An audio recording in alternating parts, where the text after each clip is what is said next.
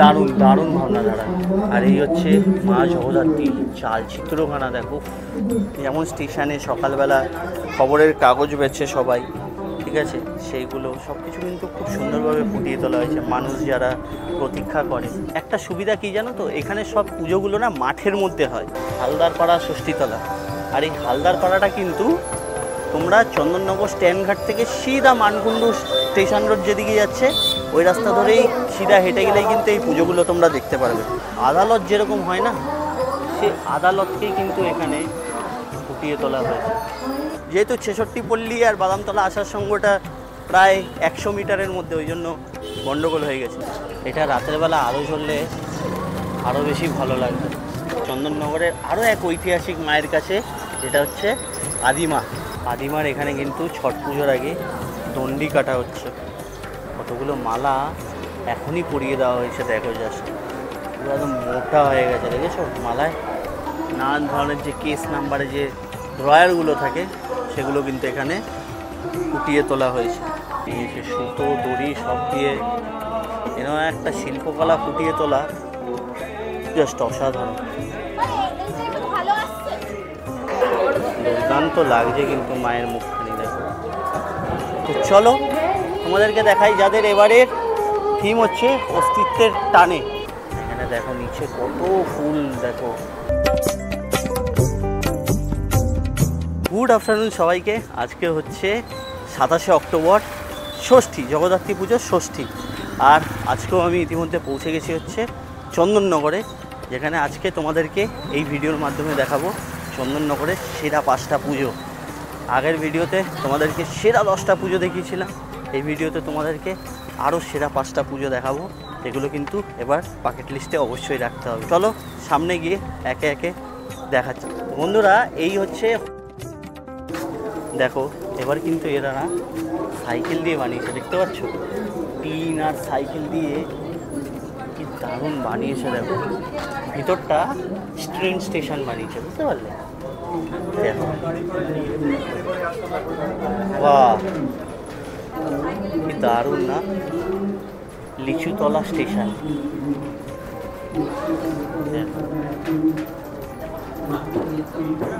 দুর্দান্ত না? যেমন স্টেশনে সকালবেলা খবরের কাগজ বেচছে সবাই, ঠিক আছে, সেইগুলো সব কিছু কিন্তু খুব সুন্দরভাবে ফুটিয়ে তোলা হয়েছে। মানুষ যারা প্রতীক্ষা করে, তারপরে নানান ধরনের দেখো যেমন ঘড়ি হয়, স্টেশনের বোর্ড, আর সব কিছু কিন্তু কাগজ দিয়ে মুড়িয়ে করেছে। দেখো কি দুর্ধর্ষ, কি দুর্দান্ত না? আর এখানে একটা প্রজেক্টরের স্ক্রিনে এখানে কিন্তু একটা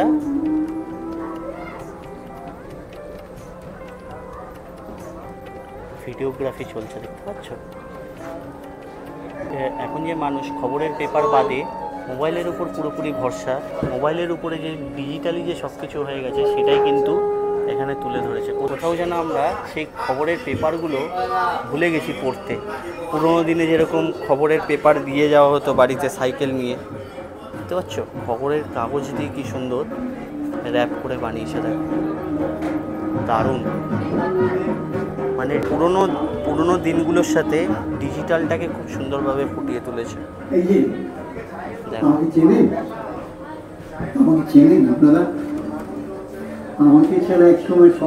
এখানে একটা চায়ের দোকান বানিয়েছে পুরোপুরি একদম, খুব রিয়েলিস্টিক কিন্তু লাগছে চায়ের দোকানটা। দেখো দারুণ কিন্তু। এখানে একটা বারবার শপ, বারবার শপে যেরকম পেপার পড়ে সেটাও কিন্তু এখানে তুলে ধরেছে, দেখছো?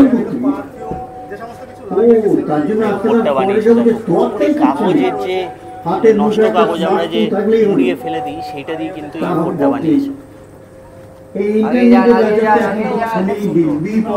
এইদিকে সব দেবদেবীদের মুখগুলো খবরের কাগজ দিয়ে বানিয়েছে, দেখতে পাচ্ছ?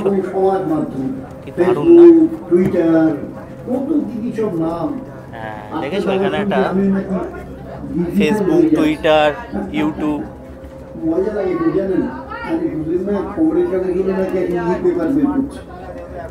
অনলাইনে যাবতীয় খবর পড়ে নেওয়ার ব্যবস্থা।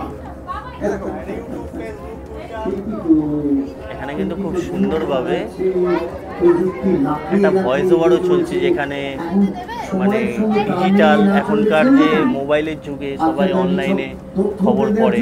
এ দেখো এখানে টাইমস অফ ইন্ডিয়ার একটা ইসে লাগিয়েছে স্ক্রিন, ঠিক আছে? সেই জিনিসগুলো মানুষের কোথাও ভুলে যাচ্ছে। দারুণ দারুণ ভাবনাধারা। আর এই হচ্ছে মা জগদ্ধাত্রী চালচিত্রখানা, দেখো দুর্ধর্ষ বানিয়েছে। দেখেছো পার্পেল কালারের একটা শাড়ি পরিয়েছে মাকে, দারুণ লাগছে। 200-250 বছর আগে জেমস ব্রিটিশের হাত ধরে আমি ভারতবর্ষে এসেছি। মানে 200-250 বছর আগে মানুষে খবরের একটা আলাদা মহিমা ছিল, খবরের কাগজের। তখন মানুষ এরকম পেপার পড়তো, আর এখন অনলাইনের যুগে পেপার কোথাও উঠেই গেছে, সবাই এখন ডিজিটালি পড়ে। এমনকি আমার বাবাও ডিজিটালি অনলাইনে আনন্দবাজার সাইট থেকে খবর পড়ে। পেপারের ইউজ আস্তে আস্তে উঠেই যাচ্ছে। দেখো এই আলোর যে গেটটা বানিয়েছে, রাতের বেলা জ্বললে দুর্ধর্ষ লাগবে। কিন্তু লাস্ট লিচুতলা দেখে এখন আমি পৌঁছে গেছি হচ্ছে হালদার পাড়ায়। আর হালদার পাড়ায় এবছরের যে থিমটা করেছে সেটা কলকাতায় আবারও দেখা, যেটা করেছিল হচ্ছে 66 পল্লীতে। আর এই দেখো এই হচ্ছে হালদার পাড়ার এবছরের ভাবনাধারা, ঠিক আছে? 66 পল্লীতে করেছিল। এই চেয়ারটা ছিল, কালী ঠাকুরটা ছিল, দারুণ করেছে। এখানে একটা জিনিস, একটা সুবিধা কি জানো তো, এখানে সব পুজোগুলো না মাঠের মধ্যে হয়, সেই জন্য এখানে দেখতে বেশ ভালো লাগে। আর কলকাতায় কি, কলকাতায় সব পুজোগুলো যেহেতু গলির মধ্যে হয়, রাস্তার উপরে হয়, সেই জন্য ছড়ানো ছিটানো ব্যাপারটা না ঠিক জমে ওঠে না। দেখতে ভালো লাগে কিন্তু জমে ওঠে না। কিন্তু সেই প্যান্ডেলগুলোই যখন আমরা এখানে চন্দননগরে দেখি, দেখতে কিন্তু অসাধারণ লাগে। তো এই দেখো এই হচ্ছে হালদার পাড়ার ভাবনাধারা। চলো এবারে ভিতরে যাই। ভিতরে গিয়ে দেখাচ্ছি রাস্তাটা কি সুন্দর আলপনা দিয়েছে, দেখেছো? এই দেখো হালদার পাড়া ষষ্ঠীতলা। আর এই হালদার পাড়াটা কিন্তু তোমরা চন্দননগর স্ট্যান্ডঘাট থেকে সিধা মানকুণ্ডু স্টেশন রোড যেদিকে যাচ্ছে ওই রাস্তা ধরেই সিধা হেঁটে গেলেই কিন্তু এই পুজোগুলো তোমরা দেখতে পারবে। দেখো এগুলো দেখেছো, এগুলো মুভ করছে কিন্তু।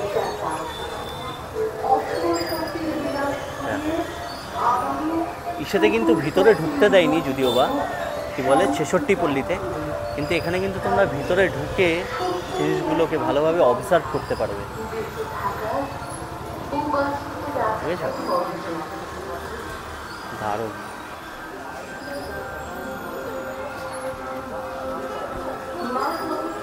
আর এই হচ্ছে হালদার পাড়ার মা জগদ্ধাত্রী। দারুণ না?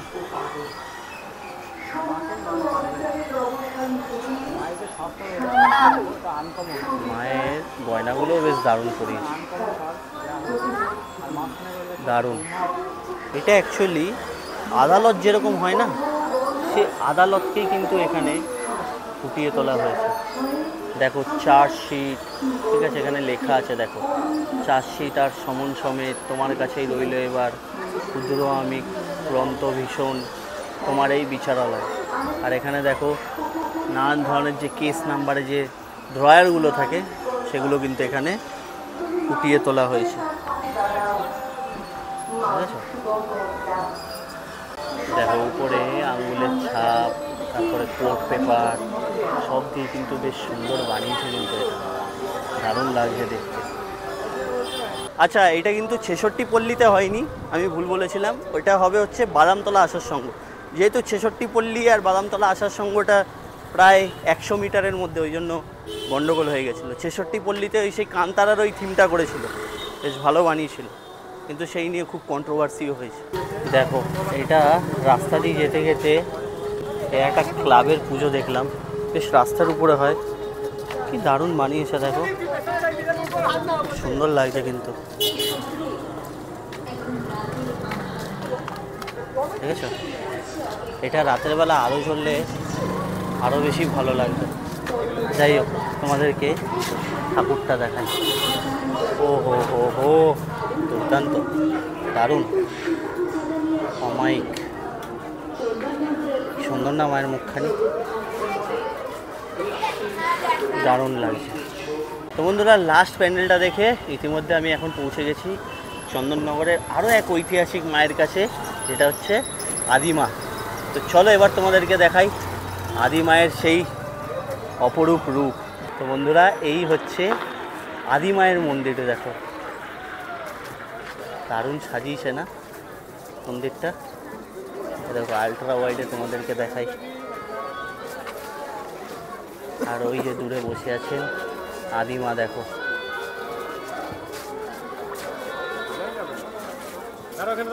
কি দারুণ না মায়ের মুখখানি।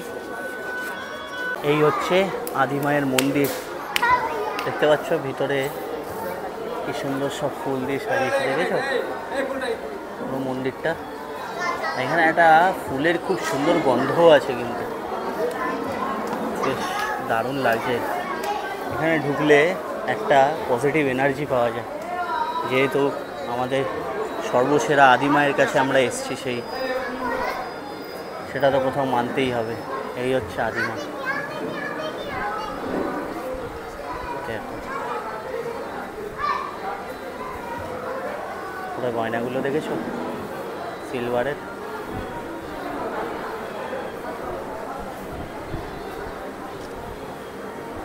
এখানে দেখো নিচে কত ফুল, দেখো কত গাঁদা ফুল নিচে, দেখছো কালকে থেকে পুজোর কাজ শুরু হবে, সেই জন্য সামগ্রী এখানে এনে রাখা হয়েছে, গঙ্গা মাটি, গঙ্গার জল, ফুল।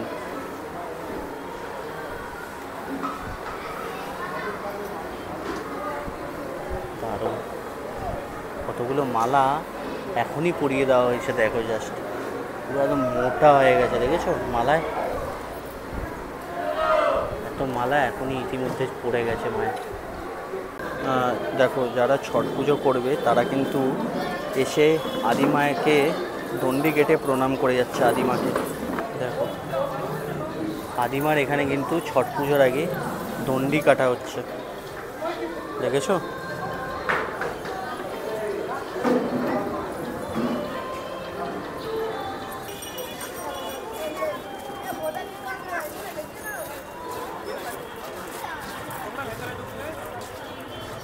তো বন্ধুরা, পরবর্তী যে পুজোটা তোমাদেরকে দেখাবো সেটা হচ্ছে উর্দিবাজারের পুজো, যাদের এবার 63তম বর্ষ। তো চলো তোমাদেরকে দেখাই, যাদের এবারের থিম হচ্ছে অস্তিত্বের টানে। চলো ভিতরে যাওয়া যায়। আগেরবার এরা একটা সেই পাতা দিয়ে প্যান্ডেল করেছিল, দেখো দারুণ করেছে না, প্রদীপ দিয়ে। এবারও কিন্তু সেই পাতারই কনসেপ্ট আছে, দারুণ লাগছে। দেখো উর্দিবাজার সার্বজনীন প্রতিবারই ভালো পুজো করে থাকে। দেখো দড়ি, সব কিন্তু দড়ি, তারপরে যে খোসাগুলো হয় না, সেই খোসা ওইসব দিয়ে বানিয়েছে।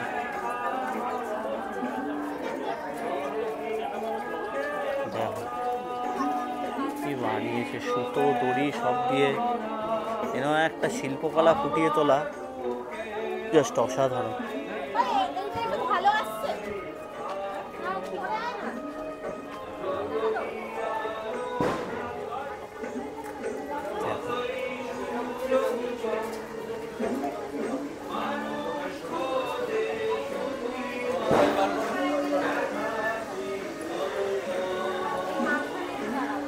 ও হো হো, চালচিত্রখানা দেখো কি বিশাল বড়,